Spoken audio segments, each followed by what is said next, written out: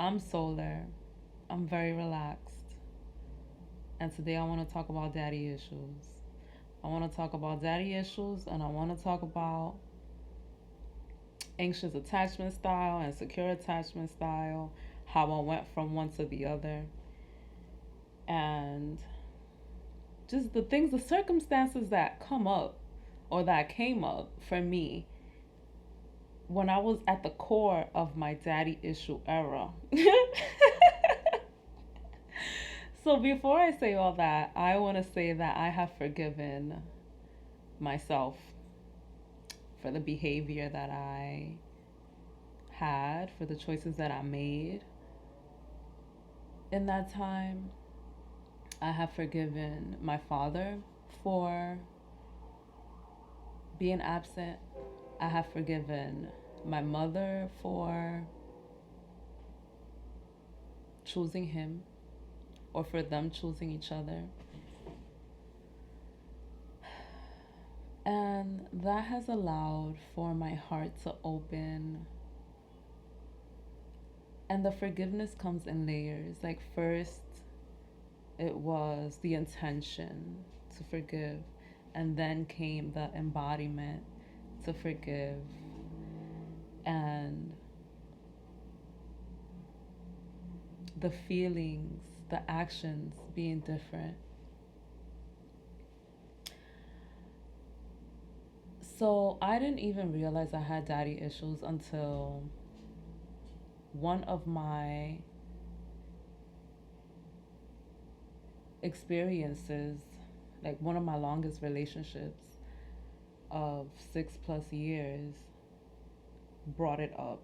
So I think the way that this human experience works is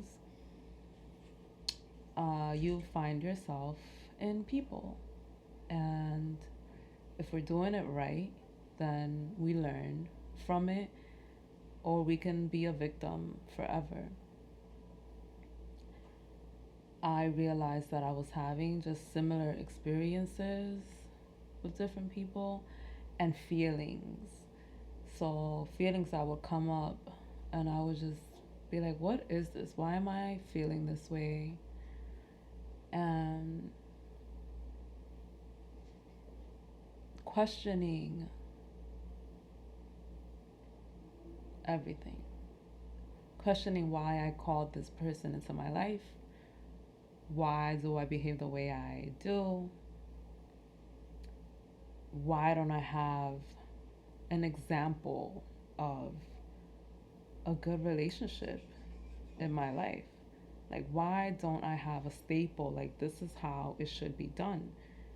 Where is the community to show me how a relationship should look? And I'm not saying I need to see perfection. I'm just saying I would like to see two people love each other correctly as an example. But I had to learn that on my own.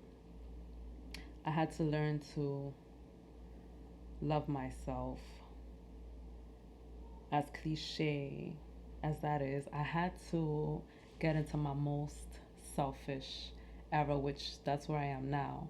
So when I discovered attachment styles, I had already healed from my daddy issues.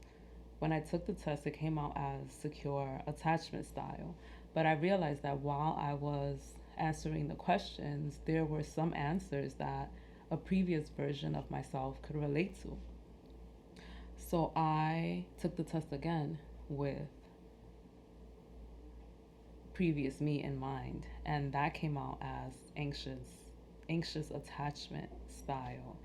And I was like, this should make so much sense. It's like this chaser feeling of, oh, I really don't want this person to leave me, or I need this person's energy to feel good. And I need to heal this person because this person has so much trauma, and I need for them to feel good so that I could feel good because if they feel good, they'll treat me better. Lord, Lord, I was in the dark. I forgive myself. I just want to say that. One thing I learned is that you cannot help anyone who doesn't want to be helped. All these cliches are true, tried and true.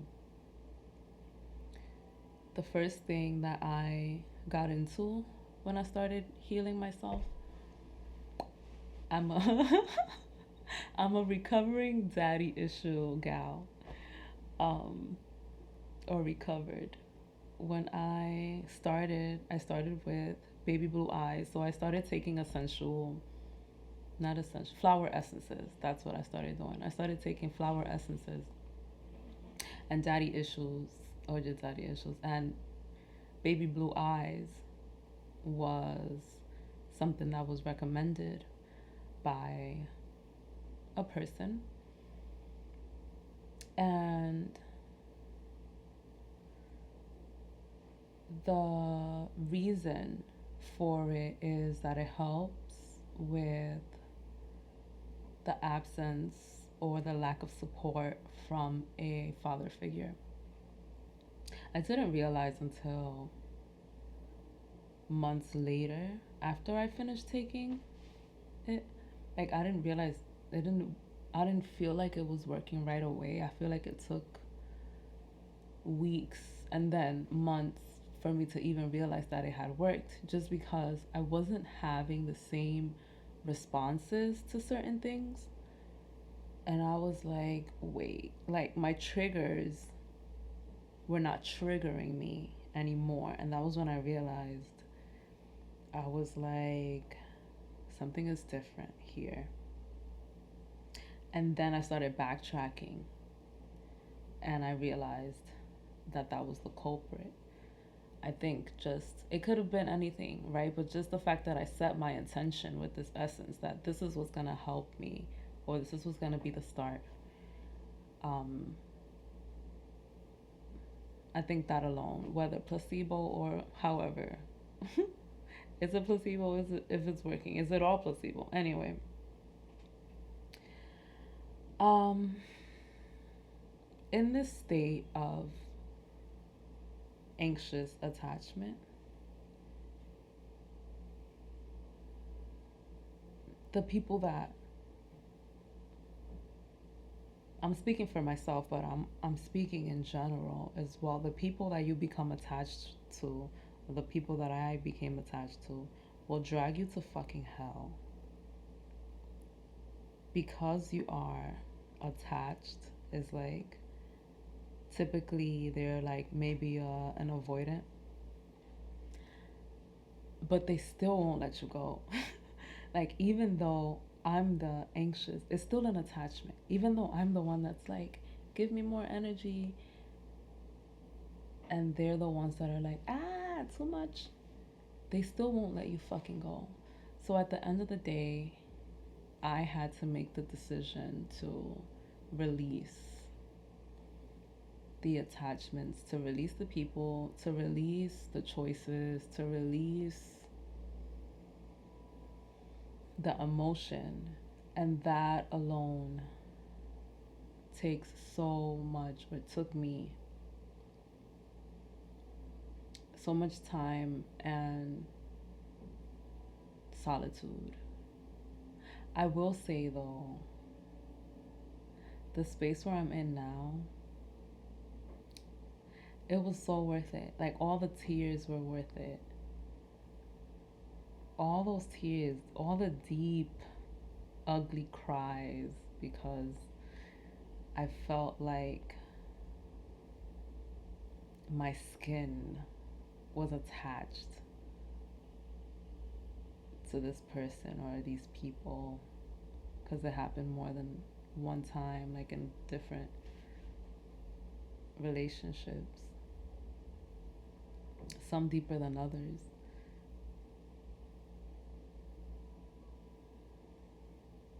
It's so worth it. I feel like I went through hell to come out of that.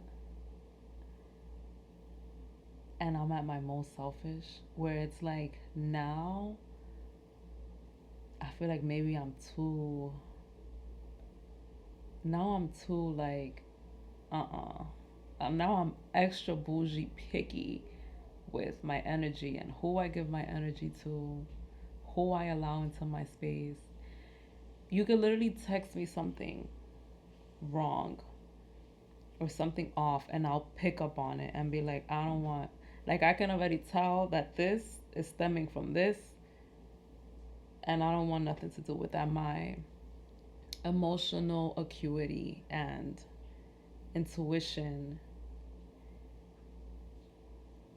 and overall my third eye, just everything, and my heart, everything has become so sharp. The way I speak, the way I talk to people, the clarity in my mind. Because let me also tell you that in some situations where you're seeing someone, maybe if it's not exclusive, then this person is seeing other people. And we are able to absorb energy. I think proper hygiene is important. That way we don't keep the energy or figure out a way to not absorb. So there was one case where I was seeing someone and this person was seeing multiple people, which I didn't even know until later on. And the feelings that I was having were just so amplified, like, and I didn't understand it. And I just chucked it to, this is just how strong this connection is. But you shouldn't feel crazy in a relationship or in a situation. Like, you shouldn't feel crazy. Feeling crazy is not a normal thing. Like, if you are having so many deep emotions for someone and they're not showing you that, even if they feel it, like if this person, if you're like, I know in my heart he feels this way for me, and if this person is not showing it, move the fuck on. Oh, I'm trying not to curse. Get the heck on with it. Anyway, back to the story. Um, the person, or one of the people he was seeing, was also having these like crazy feel. I'm like, how the heck? I'm pretty sure we were feeling each other's energy, and everything just amplifies because now I got my feelings, his feelings, her feelings, whoever the heck else was involved. And so when we have these anxious attachments, everything is even worse. And because it's an anxious attachment, we don't want to let this person go, regardless of how we're being treated. And so it just opens up the space for you to be in this shit show with a whole bunch of other people. I just,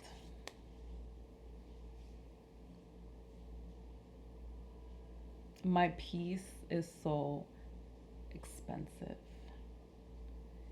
And my peace is so free. And my peace is so important. And my peace is so prioritized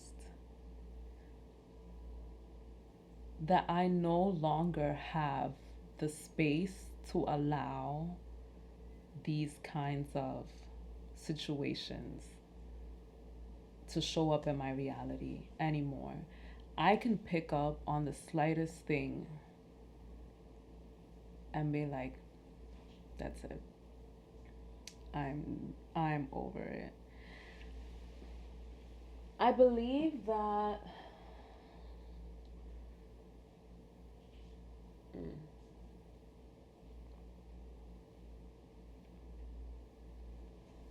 there's a lot of people out here with mommy issues and daddy issues, and they might show up the same and they might show up differently, and our actions are tied to our upbringing.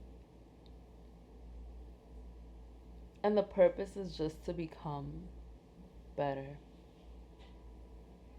Let's all become super. And so don't allow these people that still haven't figured their shit out to ruin your peace, to ruin your sharpness, to ruin your magic, to ruin your space, to ruin your body, to ruin your emotional stability. Let these people figure themselves out. And I also am very thankful to God for the lessons. I feel very graceful. I feel very mature.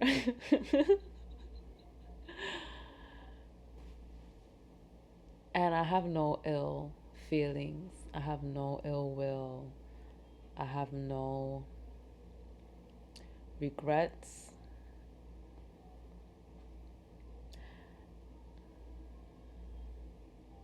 Being a secure girly is where it's at.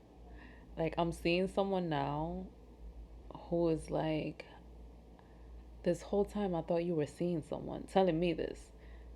Because you're just like, there's this like space. And I'm like, yeah. He's like, I feel like I'm dividing my time with someone. I feel like there's someone else in the picture. I'm like, yeah, you're dividing your time with me. It's just me. Like, I'm not seeing anybody else. You're literally dividing your time with me. Because I'm first. And so I'm not gonna be there for you at like the drop of a hat. Like, I got things to do. Honey, I got things to do. Like, if you don't present yourself, or even if you do, there's shit to be done. And I selfishly put myself first. And it's such a blessing to be here. Actually, it's such a blessing. I am gonna catch you later. I don't know why my voice got so sexy. Actually, I do because I feel sexy. Because this is a sexy space to be in. And I pray for everyone to reach a secure level of love, a secure level of being, a secure level of living, a secure level of relating to people. Security. Let's just all be some secure beings, okay? Ciao.